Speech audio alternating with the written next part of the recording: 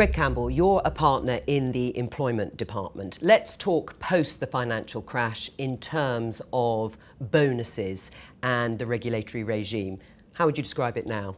Well, I think one of the things that the regulators decided very quickly after the 2008 crash was that bonuses had played a significant part in leading to the risky behaviours that in part caused the crash. And so to affect that, bonus schemes were changed to make sure that they were paid in stock, thus tying the interests of the individual bankers to the bank rather than themselves, and also deferred over a period of time.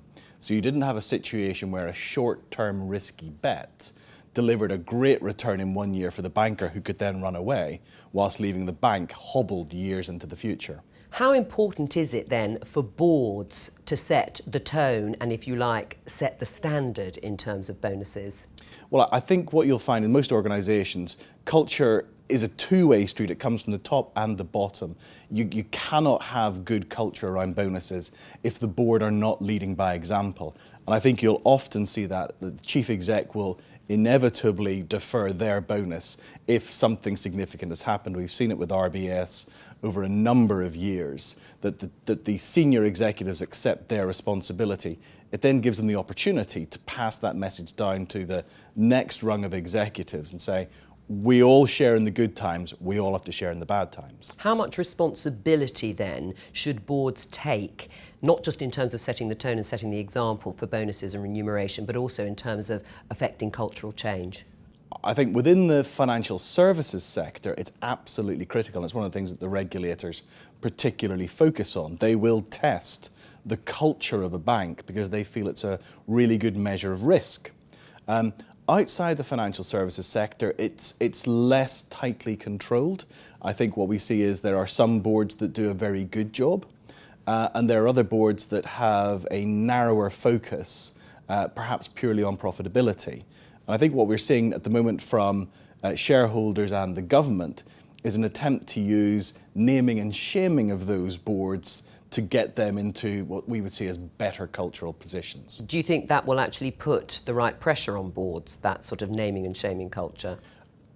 It's an interesting question. We haven't seen it as yet. It is something that the government very much believes in rather than tight regulation. Most organisations feel that there is a distinct value to their brand. If you become the bad face of any particular sector, it actually has a hard economic cost. Are boards equipped to actually judge the right cultural balance, or should it be more the regulatory bodies that make those decisions and choices? I think it has to be the board. I don't think there is a one-size-fits-all approach. Every organisation is different. Every organisation fits within a different sector and faces on to different clients. I don't think you can say this is the way in which an organisation should present itself. What I think the UK has done successfully is to identify broad principles by which we expect to see people operate, but leave the detailed implementation to the people on the ground who best understand the business.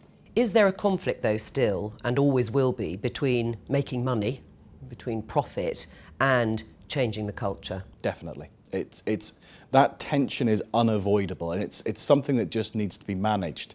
I think what you would say of a board is the job is to recognise the tension, make sure that it is on the table and discussed openly so that the balance is correct. Because within our capitalist system, without profit, you can't do anything.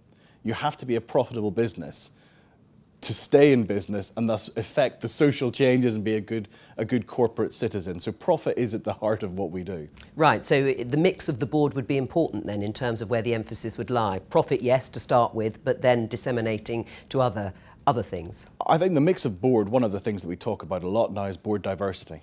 And that's not just in terms of male and female diversity, although that has been a particular focus, particularly with the Davis report looking to increase female members on boards. When we say diversity, I think we should be talking in a much broader sense. People from all parts of the business, people with different skill sets, so that you can get a properly holistic view of where the business sits. And is that changing already with boards? It's changing very slowly. I think one of the major challenges that you would put to the increased number of women on boards has been that they've been disproportionately in non-executive roles. I think that what we would like to see over the coming years, and it will be years, this is a social change as much as anything else, is women in a broad range of executive roles, but also ethnic minorities represented across boards. So in terms of employment, the board members themselves have to be conscious of the decisions they make when recruiting new members to the board. Absolutely. One of the things that a good board does is it really tests itself when it is considering who should join the board. And one thing that I think we're all becoming much more aware of is the issue of unconscious bias.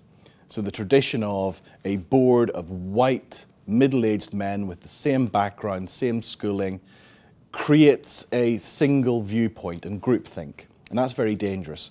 And one of the challenges to boards in the recruitment process is to get past those unconscious biases, which we all have. We all prefer people who are like ourselves. So challenging that and saying, well, actually, what does the business need? And then recruiting to that need, not to your instincts, which are not safe.